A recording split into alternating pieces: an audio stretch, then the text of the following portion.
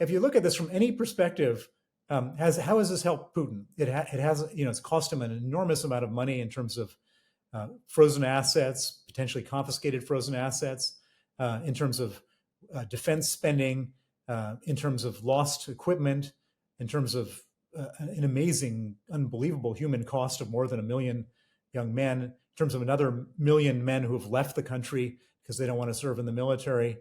And he's achieved nothing in spite of this cost. And the only thing that he's achieved, though, is that he's still in power. And I believe that the only reason why he's doing this war is as a way of staying in power, to create a foreign enemy so the Russians aren't mad at him. And so he's ready to sacrifice everything in order to stay in power. Why does he care so much about staying in power? Because he understands that if he's not in power, he goes to jail, his money gets taken away, and he probably dies. Is there room here with the US taking a possibly harsher stance to do something more dramatic at the moment? I mean, I'm thinking, for example, of doing more with those seized Russian assets that are still held in Europe.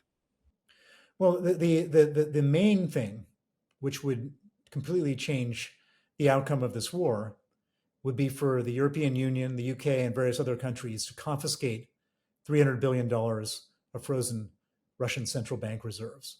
If that money is confiscated and used to fund Ukraine's defense, then all of a sudden, Ukraine could afford to buy all the most advanced weapon systems. And then they could use those weapon systems to attack Russia in places where their military are forming, in places where they're manufacturing equipment, in places where they're refining oil and selling that oil for hard currency. And if that were to happen, this could change the outcome of the war. So far, the Europeans are just dancing around the head of a pin, talking about, in theory, is this good for the rule of law? And in the meantime, Ukraine is getting pulverized. And if this carries on for a long time, Ukraine might eventually lose the war. And if that's the case, then Europe will be literally on the front line itself, having to fight Russia because of Putin's desires to take various EU countries like Estonia, Latvia, Lithuania, and possibly Poland. And how much confidence do you have in sanctions and economic pressure alone to stop the Kremlin? I mean, how much pain do you think Putin's willing to put on the Russian people for his war? And how much do you think the Russian people can withstand? Well, the Russian people haven't even begun to feel economic pain that could be felt. And the main way to impose a real economic disaster on Russia would be to effectively embargo their sale of oil. If Russia can't sell oil, they're out of business. That's all they have. And nobody's wanted to touch oil because everybody's worried about the oil price. But at the same time, people are buying Russian oil and then funding Ukraine to fight back against Russia, where Russia is using the proceeds from that oil to fight Ukraine. And so something's got to give somewhere. And the best way, if we really wanted to stop Russia, would be to basically bankrupt them. And the best way to bankrupt them would be to completely get in the way of their sale of oil to the West and get in the way of their flowing of getting flows of hard currency to fund their war. And meanwhile, in Moscow itself, last week we saw some turmoil among the political class in Russia. A Russian energy minister was found shot dead, reportedly by himself, after having been fired by Putin. Alongside this, an oil CEO has also died after falling out of a window on an apartment block. In addition to that, there's been a gold tycoon who was arrested while trying to flee Russia, seemingly on his private jet. I mean, what does this say about the way Putin's Russia operates in general, but also under these wartime conditions? Well, all these stories are unique in their own situations, but what they tell you on a broader basis is that the money flow into Russia has been reduced dramatically. As a result, there are people fighting over the remaining money flow, and those people are killing each other over the remaining money flow. And now each of these situations that you described probably has a different story, and maybe some of them are as they seem. Maybe that was a suicide for the transport minister, probably not. But most likely, what you have here is just fighting over the scraps of a declining economy.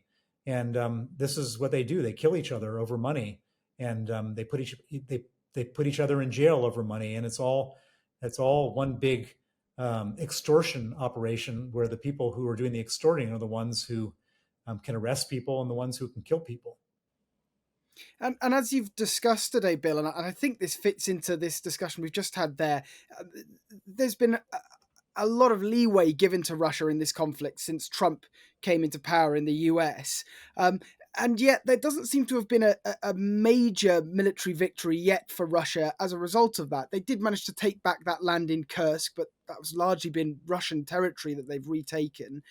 Do you think, given the leeway that the Trump administration has given Putin, he's managed to achieve as much as he would have liked?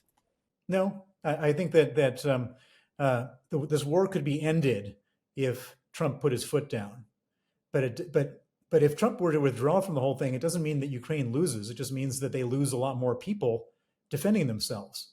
The Ukrainians have shown that invading their country is not an easy task. Russia's losing between 1,000 and 1,500 men a day to take almost de minimis territory. It's not working out for Putin. It's working out very badly.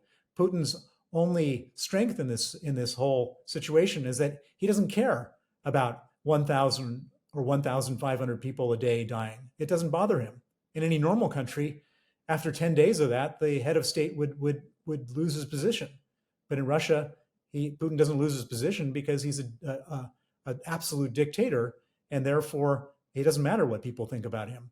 But they're not making progress. They're not winning the war. They're just losing a lot of people, losing a lot of money, losing a lot of equipment in an effort which, if you were to extrapolate the progress they're making, it would take them 100 years to take over all of Ukraine.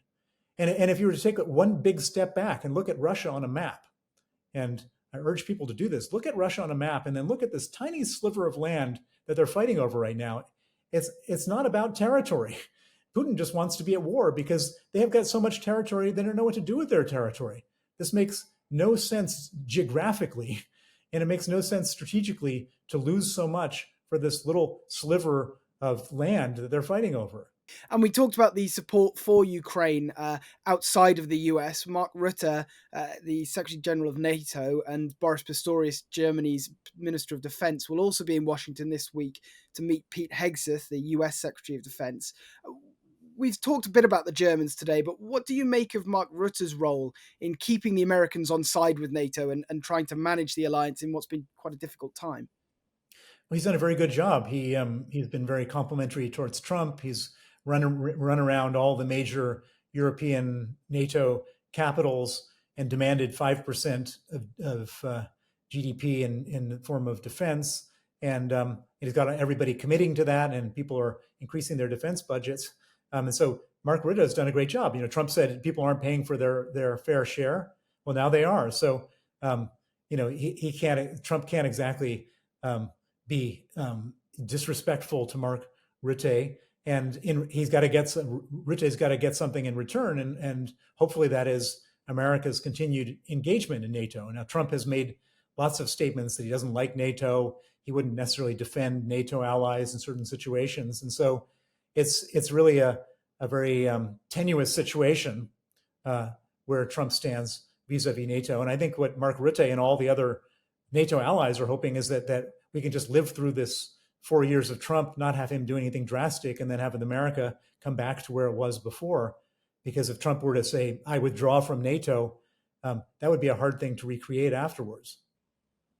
And given this sort of coming together and solidifying of the NATO alliance, that's presumably the last thing that the Kremlin really wanted as an outcome of this, even though they may have got a lot of leeway elsewhere. Well, Putin has accomplished effectively nothing. In addition to not getting territory, he's got NATO budgets going up dramatically. The Germans are now spending $1 trillion on their defense. Finland and Sweden have joined NATO since this whole thing started, and they're both very capable countries right on the border of Russia.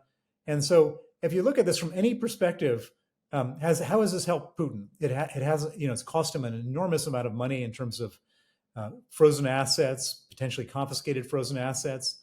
in terms of defense spending, in terms of lost equipment, in terms of an amazing, unbelievable human cost of more than 1 million young men, in terms of another 1 million men who have left the country because they don't want to serve in the military.